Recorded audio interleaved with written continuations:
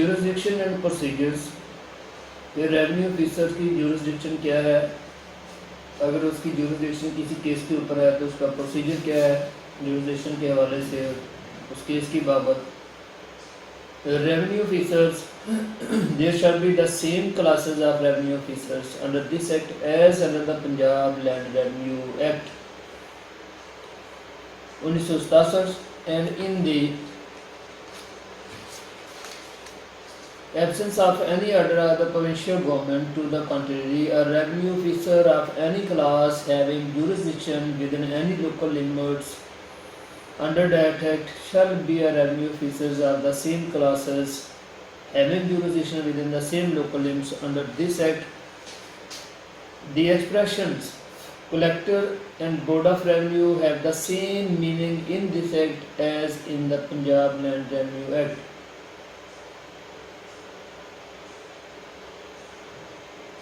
Applications and proceeding cognizable by revenue officers. कौन सी ऐसी applications आए हैं जो रेवेन्यू ऑफिसर को दी जा सकती हैं, कौन से ऐसे मैटर हैं जो कि कग्निजेबल हैं, जिन केसेस के मतलब जो रेवेन्यू ऑफिसर जुरिसडिक्शन पावर्स रखता है, वो कौन सी ऐसी केसेस हैं। अब पंजाब टेनेंसी एक्ट के तहत वो कौन से ऐसे मैटर्स हैं जो रेवेन्यू ऑफिसर को पेश किए जा सकते हैं, कौन से ऐसे मैटर हैं जिनकी बाबत रेवेन्यू ऑफिसर को कॉग्निजेंस हासिल है,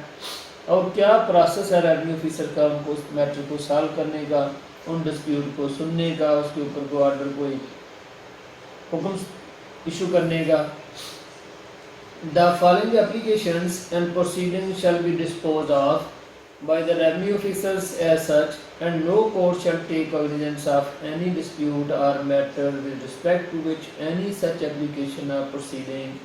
must be made or heard or held. ये जो नीचे उन्होंने एप्लीकेशन जो बताई हुई है, इन एप्लीकेशन को मास्टर रेवेन्यू ऑफिसर के कोई और कोर्ट नहीं समाप्त कर सकती, किसी और कोर्ट को इन एप्लीकेशन की बाबत कोई कग्निजेबल नहीं है। जो ये स्पेसिफिक एप्लीकेशन है इस टेनेंसी एक्ट के तहत और जिसको मेंशन किया गया है कि सिर्फ और सिर्फ रेवेन्यू ऑफिसर ही इनको समाप्त कर सकता है, कोई दीगर कोर्ट सिविल कोर्ट वगैरह जो है ना वो फाइल वो नहीं सुन सकती। अगर कोई ऐसी एप्लीकेशन जो कि सिर्फ और सिर्फ रेवेन्यू ऑफिसर सुन सकता है सिविल कोर्ट में फाइल कर दी जाती है तो वो बार कंसिडर होगी, और सिविल कोर्ट का ये हक बनता है कि उसके उस एप्लीकेशन के ऊपर इंडोर्स करे और डिस्ट्रिक्ट कलेक्टर को भेजे कि इसके ऊपर जो अकॉर्डिंग टू लॉ है वो वर्क करे। अगर उसने खुद इसको समाप्त करना है वो खुद करे, नहीं तो उसके अंडर सबऑर्डिनेट जो रेवेन्यू ऑफिसर जिस ग्रेड का है, जिस टाइप की एप्लीकेशन है उस टाइप की ग्रेड के ऑफिसर को ये सबमिट करे। Proceeding under section 27 for the adjustment of rent expressed in term of the land revenue. अब जो रेंट है उसको एडजस्टमेंट के हवाले से अगर कोई एप्लीकेशन दी जाती है 27 के तहत तो सिर्फ रेवेन्यू ऑफिसर को दी जाएगी, वही उसको एंटरटेन करेगा, वही उसके ऊपर जो है ना फैसला करेगा।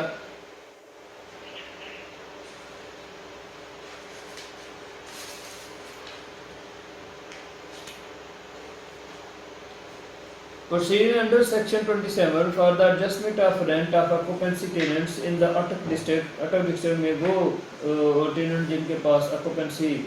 राइट है उनके रेंट की एडजस्टमेंट भी 27 के तहत रेवेन्यू ऑफिसर ही करेगा। जो फर्स्ट ग्रुप के हैं, जो फर्स्ट क्लास रेवेन्यू ऑफिसर है, वो इस तरह की एप्लीकेशन को एंटरटेन करेगा और इसके ऊपर जो है ना वो डिसीजन अनाउंस करेगा। Proceeding related to the remissions and suspension of rent under section 30। Section 30 के तहत जो एप्लीकेशन फाइल होगी किसी रेंट को माफ़ करने के हवाले से, किसी को सस्पेंड करने के हवाले से, वो सेक्शन 30 के तहत एप्लीकेशन फाइल की जाएगी इस पंजाब टेनेंसी एक्ट के तहत। उसको भी फर्स्ट ऑफिसर रेवेन्यू जो फर्स्ट क्लास है वो ही समाप्त करेगा।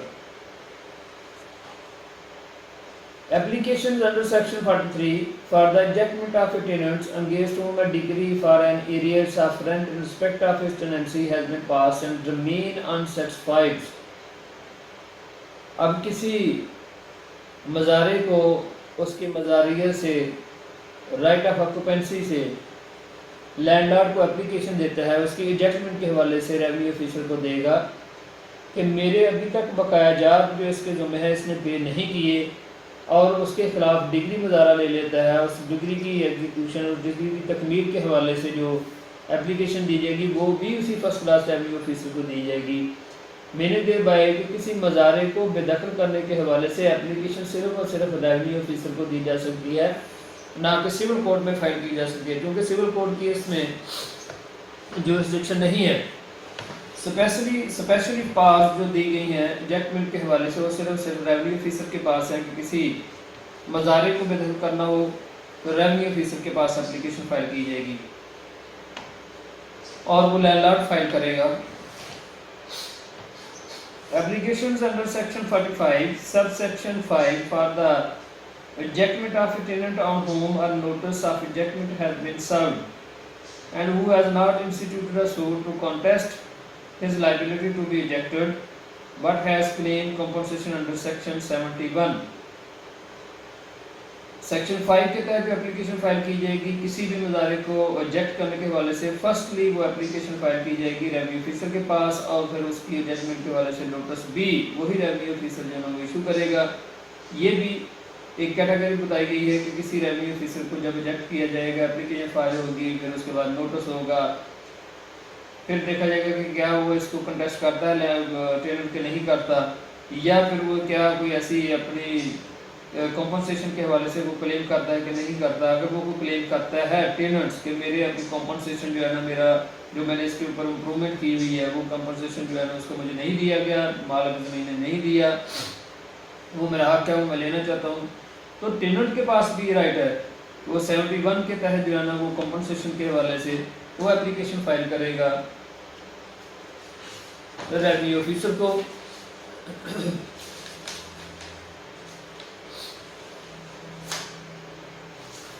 जैसे हमने पहले पढ़ा हुआ है determination of compensation by revenue officer, ये सेक्शन 71 के तहत आता है। एप्लीकेशन अंडर सेक्शन 53 और section 54 for the fixing of the value of a right of occupancy. Section 53 और 55 ये प्रैक्टिस के हवाले से मैं आप लोगों को बता रहा हूँ, क्वेश्चन शायद में भी इसका ना हो, इतना अगर आ भी जाता है क्वेश्चन तो यही आएगा कि what are the jurisdiction of the revenue officers and what are the procedures which will be adopted by the revenue officer in order to solving the proposition between the landlord and the tenant। या फिर 2-3 examples instances आपको दी जाएंगी कि ये जो example के तौर पे आपको कोई ऐसा सवाल इसमें जो पुटअप किया जाएगा कि सेक्शन जो है 27 है या 43 है या 44 है, अगर इनके तहत कोई डिस्प्यूट पैदा हो जाता है टेनेंट और लैंडलॉर्ड के दरमियान, तो ये by home officers this matter to be dissolved, by home officer this matter to be heard and announced, what process can be adopted by the revenue officers in order to solve the proposition between the landlord or tenants when the propositions has been issued between the two persons, one is landlord and the second is tenant। Application under section 53 or section 54 for the fixing of the value of the right of the occupancy के right की जो कीमत का तयन है उसकी value को fix करने की बाबत एप्लीकेशन दी जाएगी, वो 53 के और 54 के तहत जो है वो दी जाएगी सेक्शन जो है। और उस fixing of value of right of occupancy को फिक्स करने के हवाले से कौन ऑफिसर करेगा, वो भी एक रेवेन्यू ऑफिसर करेगा।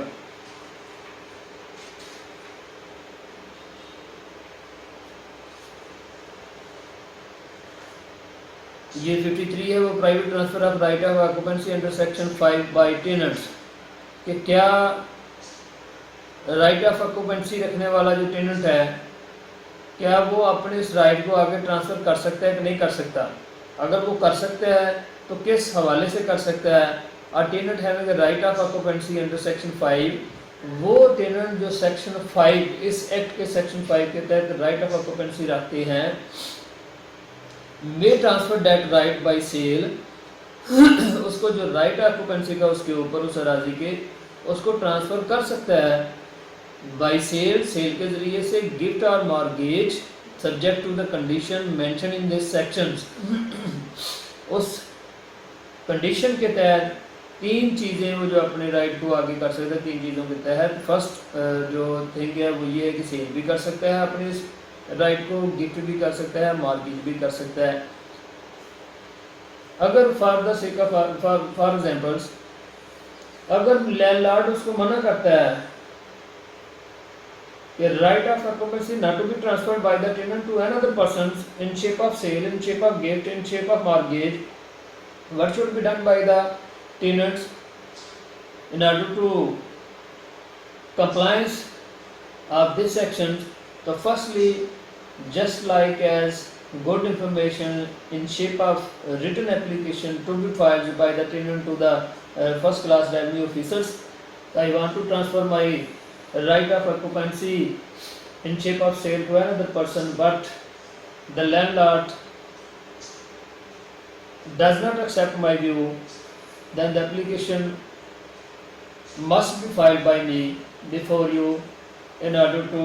giving permission to me in order to sell or mortgage or give my occupancy rights to another persons. तो ये प्रोसेस है टेनेंट का कि अगर मालिक ज़मीन उसको मना करता है कि आपके पास ये ऑक्यूपेंसी राइट्स हैं वेरियस ज़मीन के ऊपर, मगर ये राइट्स आप ट्रांसफ़र नहीं कर सकते, उसको मना करता है, उसमें कोई ऑब्स्टेकल पैदा करता है, तो टेनेंट के पास यही एक राइट है कि उस अपने राइट्स को सेल करने के हवाले से, ट्रांसफ़र करने के हवाले से, मॉर्गेज करने के हवाले से एप्लीकेशन देगा रेवेन्यू ऑफिसर को। अगर वो अपना राइट प्रूव कर देता है, सेक्शन 5 के तहत राइट ऑफ ऑक्यूपेंसी है उसके पास, तो रेवेन्यू ऑफिसर को ये इख्तियार है कि उसको इजाज़त दे सकता है, क्योंकि सेक्शन 5 के तहत उसके पास इख्तियार है 53 के। एप्लीकेशन अंडर सेक्शन 53 या section 54 by landlord for possession of land the right of occupancy in which has become extend. अगर राइट ऑफ ऑक्यूपेंसी मुकम्मल हो जाता है, ख़त्म हो जाता है, अगर किसी फिक्स टर्म के लिए मज़ारे और माल के दरमियान ये एग्रीमेंट है, तो जब वो मुकम्मल हो जाता है, ख़त्म हो जाता है, कलअदम करार हो जाता है उसका राइट जो ऑक्यूपेंसी का है, तो लैंडलॉर्ड के पास ये इख्तियार है कि वो अपनी अराज़ी का पोजेशन हासिल करे उस टेनेंट से। तो पोजेशन हासिल करने के लिए ये ज़रूरी है ना कि वो ज़बरदस्ती डायरेक्टली जाके उसको जो है ना पोजेशन लेना शुरू कर दे। हो सकता है पॉसिबिलिटी है कि उस अराज़ी के ऊपर ऐसी फसल जो खड़ी हो, इस्तेदा हो, अनकट हो, अभी पकी हुई ना हो, तो जाहिर बात है कि अगर वो पोजेशन लेने की कोशिश करेगा तो टेनेंट को कहेगा ज़रूर उसको कि ये फसल अभी जो है ना राइट नहीं हुई, जब तक राइट नहीं होती आप पोजेशन नहीं ले सकते, तो उनके दरमियान झगड़ा पैदा हो सकता है। तो बेहतर यही है कि पोजेशन लेने का जो तरीक़ेकार है वो यही है कि लैंडलॉर्ड भी रेवेन्यू ऑफिसर को एप्लीकेशन दे कि ये इसका राइट ऑफ ऑक्यूपेंसी जो है वो ख़त्म हो गया हुआ है, अब मेरा राइट है कि ज़मीन मुझे वापस करे, मगर वो रिफ्यूज़ कर रहा है, ज़मीन मुझे वापस नहीं कर रहा, उसका पोजेशन मुझे नहीं दे रहा, तो रेवेन्यू ऑफिसर को एप्लीकेशन दी जाएगी कि पोजेशन मेरा जो मुझे वापस दिला जाएगी। Proceeding under chapter 6 with respect to the award of compensation by improvement for improvement or disturbance, तो जो भी फैसला प्रोसीडिंग में किया जाएगा, जो भी फैसला एक केस के बाद किया जाएगा, जो इम्प्रूवमेंट के हवाले से हो या डिस्टर्बेंस के हवाले से हो, जो कंपनसेशन उसमें अनाउंस किया जाएगा वो जस्ट लाइक एज अवार्ड होगा। ये फर्स्ट ग्रुप के first revenue officer first class के जो ये मैटर्स थे जो मैंने आपको बताए हैं, ये वर्क जो है रेवेन्यू ऑफिसर फर्स्ट क्लास कर सकता है, और इन सेक्शन के तहत उनके पास ये एप्लीकेशन दी जा सकती है। अगर मालिक और मज़ार के दरमियान को पटा इस हवाले से पड़ जाता है, कोई डिस्प्यूट पैदा हो जाता है, तो फलां सेक्शन के तहत उसके पास एप्लीकेशन फाइल की जाएगी। सेकंड ग्रुप है applications under section 17 with respect to the division और अप्रेजमेंट ऑफ प्रोड्यूस। अगर किसी फसल की तखमीने की बाबत झगड़ा पैदा हो जाता है मालिक और टेनेंट, ये मैटर ही टेनेंट मज़ारे, ये लॉ जो है 8087 1887 जो है पंजाब टेनेंट्स एक्ट, ये है ही झगड़ा मालिक ज़मीन और टेनेंट के दरमियान है, मज़ारे के दरमियान है। ये दोनों के दरमियान एक तल्लक है और इस तल्लक में जो भी झगड़े पैदा हो जाएंगे, जो भी मैटर होंगे, उनको सॉल्व करने के हवाले से ये जो एक्ट बना हुआ है। Application under section 17 with respect to the division और अप्रेजमेंट ऑफ प्रोड्यूस। अगर कोई ऐसी फसल है, प्रोड्यूस है, उसकी पैदावार की बाबत झगड़ा पैदा हो जाता है या मुतवक्के है कि टेनेंट्स और लैंडलॉर्ड के दरमियान ये झगड़ा पैदा हो सकता है कि प्रोड्यूस को तकसीम करने के हवाले से, तो उसका बेस्ट हल यही है कि एप्लीकेशन फाइल की जाएगी रेवेन्यू ऑफिसर्स को। इस प्रोड्यूस की जो तखमीना है वो करेक्ट मालिक राजी या टेनेंट जो नहीं लगवा रहा, तो दोनों में से एक जिसको खसारा नज़र आ रहा है वो, या जिसको लॉस नज़र आ रहा है वो एप्लीकेशन रेवेन्यू ऑफिसर को देगा। इस प्रोड्यूस को हमने तकसीम करना है, मगर तकसीमात को हम नहीं कर सकते, कोई झगड़ा पैदा होने का एहतमाल है, तो वो एप्लीकेशन दी जाएगी जिस पर रेवेन्यू ऑफिसर किसी भी अपने सबॉर्डिनेट ऑफिसर को एज ए रेफरी सेक्शन 17 के तहत जो है ना वो मुकर्रर करेगा, ताकि वो प्रोड्यूस जिसकी बाबत एप्लीकेशन दी गई है उसकी डिवीजन हो जाए और साथ उसकी अप्रेजमेंट भी हो जाए। दोनों में से कोई एक चीज़ की बाबत एप्लीकेशन होती है, चाहे अप्रेजमेंट के हवाले से हो, चाहे उसकी डिवीजन के हवाले से हो।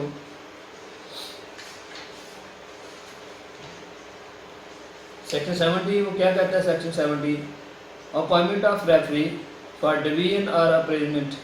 if either the landlord or the tenant neglects to attend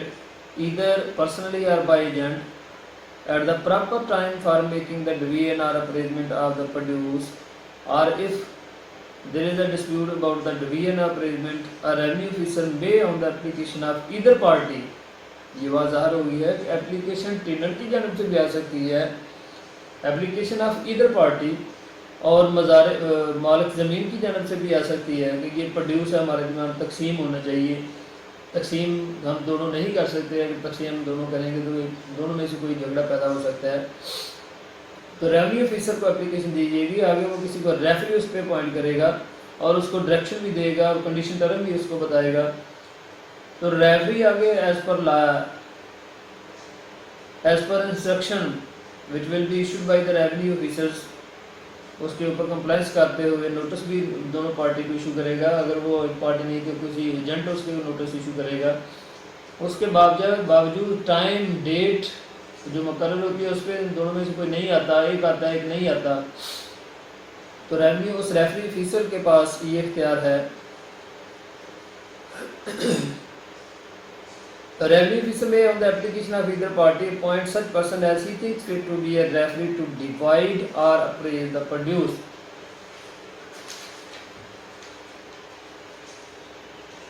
अगर वो नहीं आता रेफरी जब उनको कॉल करता है, उनमें से कोई भी नहीं आता, एक्सपर्ट वर्क कर सकता है, एक्सपर्ट डिसीजन उसका कर सकता है, उसकी जो है ना वो प्रोड्यूस को डिवाइड करेगा, अप्रेजमेंट जो उसकी होनी हो वो भी करेगा। ज़रूरी नहीं है कि जब तक वो एक पार्टी है एक दूसरी नहीं आती उस वक्त तक वो जो काम मुकम्मल ना करे। लीगल प्रोसेस जब मुकम्मल हो चुका हुआ है, पार्टीज़ को नोटिस इशू हो चुके हुए हैं, उनको नोटिस सर्व भी हो गया है, सर्व होने के बावजूद अगर कोई नहीं आता, ना उसका कोई एजेंट आता है, तो रेफरी के पास इख्तियार है कि as per instruction of the revenue officer do something for the purpose of division और अप्रेजमेंट। तकसीम के प्रोड्यूस की तकसीम अप्रेजमेंट के हवाले से भी एप्लीकेशन दी जाएगी, तो वो सेक्शन 17 के तहत दी जाएगी। किसको दी जाएगी? रेवेन्यू ऑफिसर सेकंड ग्रुप को, सेकंड ग्रेड को। Application under section 45 sub section 5 for the ejectment of a tenant on whom a notice of ejectment has been served and who has not instituted a suit to contest his liability to be ejected and has not claimed compensation under section 71। जब किसी मज़ारे को ejectment उसकी करनी हो तो फिर भी 45 के तहत, सब सेक्शन 5 के तहत जो है ना वो एप्लीकेशन दी जाएगी, और फर्स्ट वर्क जो होगा एप्लीकेशन के बाद नोटिस उसके ऊपर सर्व किया जाएगा। Application for the determinations under section 49 of the rent payable for land occupied by crops uncut or ungathered at the time of an order being made for the judgment of the tenants. अब section 49 क्या कहता है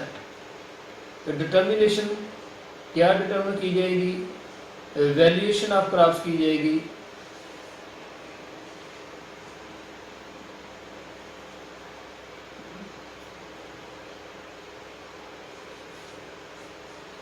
right of ejected tenant in respect of crops and land prepared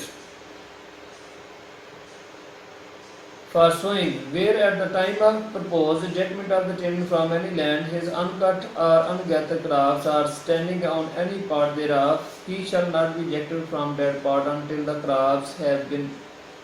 ripe and he has been allowed a reasonable time to harvest them. अगर मालिक राजी किसी tenant को रकबे से बेदखल करने के हवाले से कोई ऐसा आर्डर, कोई ऐसी डिग्री ले आता है, मगर उस रकबे के ऊपर अभी फसल जो है ना अनगैथर्ड है, अनकट है और पकी हुई है, मगर उसको कलेक्ट नहीं किया गया, तो उस मज़ारे को, उस रकबे को उस वक्त तक बेदखल नहीं किया जा सकता जब तक वो क्रॉप्स उसमें से जो है ना वो क्लियर ना हो जाए, उसको कट ना किया जाए, उसको गैथर ना किया जाए, उसको रीजनेबल टाइम ना दिया जाए कि इस फसल को कलेक्ट कर ले. Under section 49 and section 74 of the value of such crops are of them some payable to the tenants for labor and capital expended by him in preparing land for sowing. 49 जो है पहले मैंने आपको बता दिया. अब 74 वो क्या झगड़ा है 74 के अंदर जिसकी एप्लीकेशन भी रेवेन्यू ऑफिसर को दी जा सकती है. अब उस झगड़े को आपने तलाश करना है कि वो झगड़ा क्या है टेनेंट और लैंडलॉर्ड के दरमियान. 74 जो वो क्या है, relief in case of rejectment before determination of compensations. कौन सा ऐसा रिलीफ है जो टेनेंट को दिया जाएगा, कंपनसेशन अभी डिटर्मिन नहीं हुआ, उसकी रिजेक्टमेंट का ऑर्डर भी हो गया है मगर अभी तक कंपनसेशन डिटर्मिन नहीं हुआ, तो उसको उस वक्त तक नहीं निकाला जा सकता जब तक उसकी कंपनसेशन को डिटर्मिन. फॉर एग्जांपल्स, अगर टेनेंट ने रकबे के ऊपर कोई इम्प्रूवमेंट की हुई है मगर किसी वजह से लैंडलॉर्ड ने उसके खिलाफ कोई ऑर्डर को डिग्री ले ली है किसी कंपिटेंट अथॉरिटी या कोर्ट से कि इसको रिजेक्टमेंट जो है ना वो इसकी की जाए, तो वो इम्प्रूवमेंट के हवाले से जो उसका कंपनसेशन बनता है टेनेंट का, वो जब क्लेम करता है 74 के तहत उसकी क्रॉप्स की, अगर क्रॉप्स उसके ऊपर है उस रकबे के ऊपर, या वो और उसने रकबे को तैयार किया है उसके ऊपर उसके एक्सपेंसेस आए हुए हैं, तो जब तक उसकी वैल्यू मुकर्रर रेवेन्यू ऑफिसर से नहीं की जाती कि इतने एक्सपेंसेस आए हैं, ये क्रॉप्स है इसके ऊपर, इसकी इतनी जो है वैल्यू हो सकती है, उसकी कॉम्पनसेशन जब तक डिटर्मिन नहीं की जा सकती या नहीं की जाती उस वक्त तक उसको उस रकबे से बेदखल नहीं किया जा सकता. अंडर सेक्शन 74 यही कहता है of the value of such crops, वो ऐसी फसल और of the sum payable to the tenants for labour, या कुछ ऐसे पैसे जो उसके ज़ुम्मे हैं मालिक राजी के, जो उस टेनेंट को अभी जो है ना वो अदा करने हैं लेबर के हवाले से. एंड कैपिटल एक्सपेंसेस, या वो और ऐसे एक्सपेंसेस हैं बड़े बाई में in preparing land for sowing, या उसने राजी को तैयार किया है काबिल काश्त करने के हवाले से उसको तैयार किया, उसके ऊपर लेबर है, उसके एक्सपेंसेस, उसके पैसे अभी उसके ज़ुम्मे हैं मालिक राजी के, और मालिक राजी उसके खिलाफ ऑर्डर लिया है कि इसको ज़मीन से बेदखल कर दिया जाए, तो टेनेंट के पास ये राइट है वो 74 के तहत एप्लीकेशन दे रेवेन्यू ऑफिसर को, ये अभी मेरे मालिक राजी के ज़ुम्मे इतने पैसे हैं, जब तक इसको डिटर्मिन ना किया जाए, फसल अभी उसमें है या मैंने ज़मीन को तैयार किया काबिल काश्त किया हुआ है, जब तक उस एक्सपेंसेस को कंपनसेशन की सूरत में डिटर्मिन नहीं किया जाता उस वक्त तक मुझे बेदखल ना किया जाए. तो जब ये झगड़ा पैदा हो जाता है तो फिर भी एप्लीकेशन टेनेंट की जानिब से सेक्शन 74 के तहत रेवेन्यू ऑफिसर को फाइल की जा सकती है. Application under section 31 by tenant to deposit rent. अब ये थर्ड क्लास ऑफिसर है, रेंट के हवाले से एप्लीकेशन है. तो 31 क्या कहता है power to deposit rent in certain cases with revenue officers. Tenant rent अपने मालिक राजी को पे करता है, मगर वो रिफ्यूज़ करता है वसूल करने से हवाले से। जितना उसका बनता है उसको पे करने के लिए जाता है, मगर मालिक राजी जो है वो कहता है कि इतना मेरा रेंट नहीं बनता, मेरा ज़्यादा बनता है। According to the knowledge of the tenants, that is correct figure of rent which he want to deposit to the landlord, but the landlord is refuse in order to receiving that amount. What process can be adopted by the tenant in order to paying that rent? Firstly, application to be filed by the tenant to the revenue officers in order to getting the permission for submitting that sum of amount,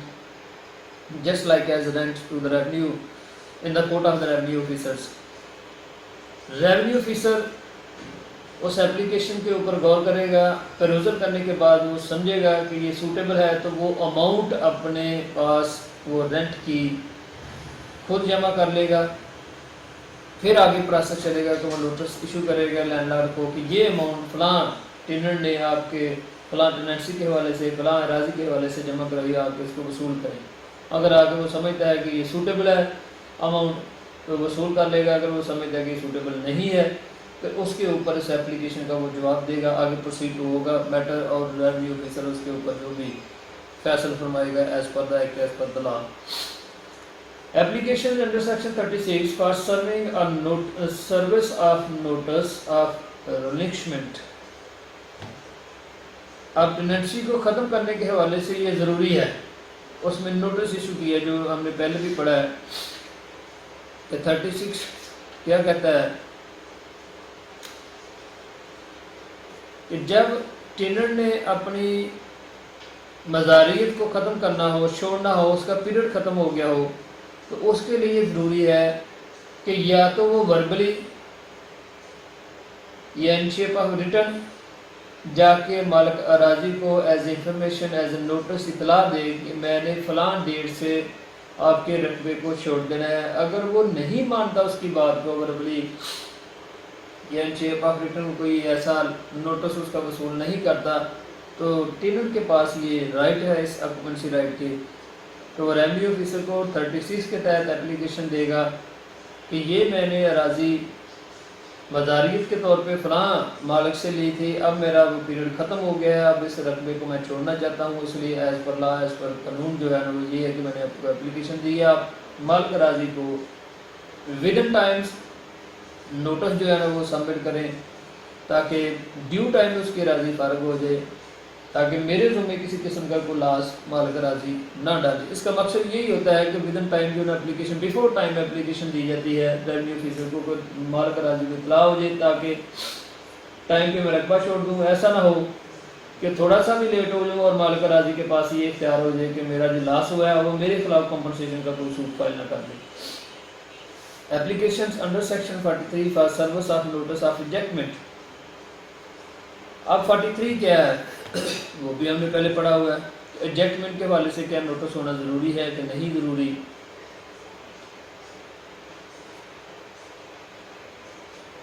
application to revenue officer for rejectment in any such case as is mentioned in the clause A or clause B of the last foregoing section, the landlord may apply to a revenue officer for the ejectment of the tenant in the case mentioned in the former clause or for the service on the tenant of a notice of ejectment in the case mentioned in the latter clause, meaning thereby ये भी landlord के लिए ज़रूरी है। It is very necessary for the landlords when he want to eject the tenant from his tenancy. So firstly, according to law, it is very necessary for the landlord to submit an application,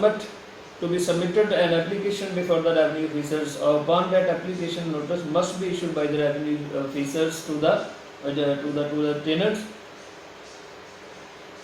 तो section 43 जो है ना landlord के लिए है कि जब किसी अपने मज़ारे को उसकी टेनेंसी राइट से, उसकी मज़ारियत से उसको बेदखल करना है तो एप्लीकेशन रेवेन्यू ऑफिसर को दे और उसके ऊपर वो नोटिस इशू करवाए। अगर वो एप्लीकेशन नहीं देता डायरेक्ट किसी टेनेंट को उसके मजारियत के हकूक से उसको बेदखल करने की कोशिश करता है, तो this act is clear cut illegal act which will be done by the landlord against the tenant for the purpose of ejectment from that tenancy rights.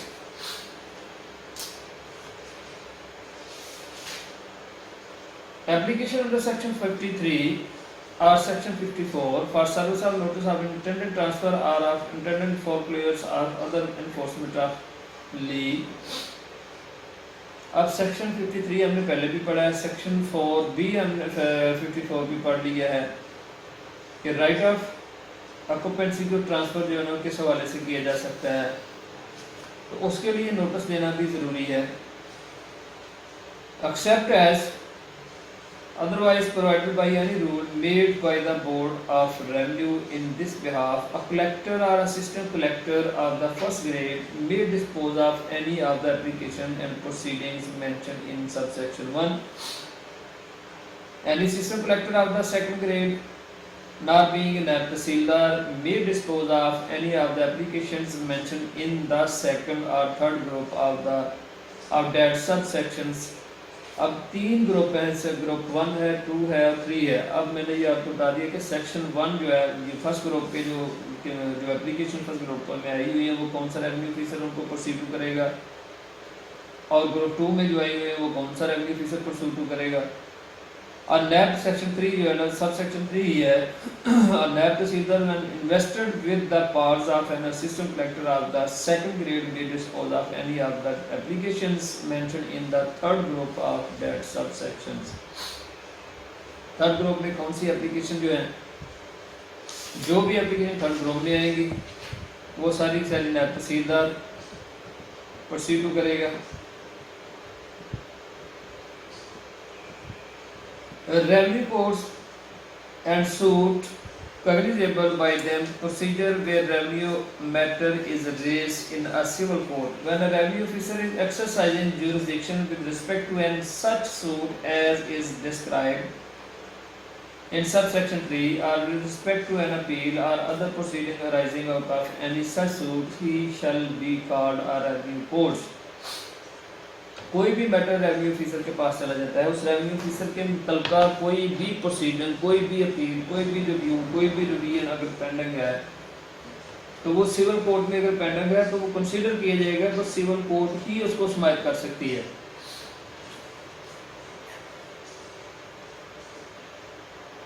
There shall be the same classes of revenue courts as of revenue officers under this act, and in the absence of any order of the provincial government to the contrary, a revenue officer of any class having jurisdiction within any local limits under this act shall be a revenue court of the same class having jurisdiction within the same local limits. The following suits shall be instituted in the heard and determined by the revenue courts, and no other court shall take cognizance of any such dispute or matter with respect to which any suit might be instituted. जैसे कि मैंने आपको पहले भी बताया है कि जितने भी मैटर फर्स्ट ग्रुप, सेकंड और थर्ड में मेंशन किए गए हैं, इनकी बाबत किसी किस्म की कोई एप्लीकेशन किसी मुतलका कोर्ट में फाइल और किसी और कोर्ट में जस्ट लाइक सिविल कोर्ट में फाइल नहीं होगी, सिर्फ मुतलका कोर्ट में फाइल होगी। जैसे ये प्रोवाइडेड में उन्होंने क्लियर कर दी इस बात को, wherein a suit cognizable by and instituted in a civil court. When suit is filed by anyone in the civil court, so what is the duty of the civil court when the suit is filed by anyone before the civil court? Especially according to this act, just like a Punjab Tenancy Act, it becomes necessary to decide any matter which can under this subsection be heard and determined only by a revenue courts. ये जितने matter हैं tenancy act के अंदर सिर्फ और सिर्फ revenue officer इसको entertain करेगा, रेवेन्यू ऑफिसर इनको डिसाइड करेगा, रेवेन्यू ऑफिसर ही इसकी बाबत जुरिसडिक्शन रखता है। Civil court shall endorse upon the plaint. अगर कोई टेनेंसी के हवाले से कोई एप्लीकेशन, कोई सूट अगर सिविल कोर्ट में फाइल किया जाएगा, तो सिविल कोर्ट के पास क्या इख्तियार है, क्या प्रोसेस अडॉप्ट करेगी सिविल कोर्ट?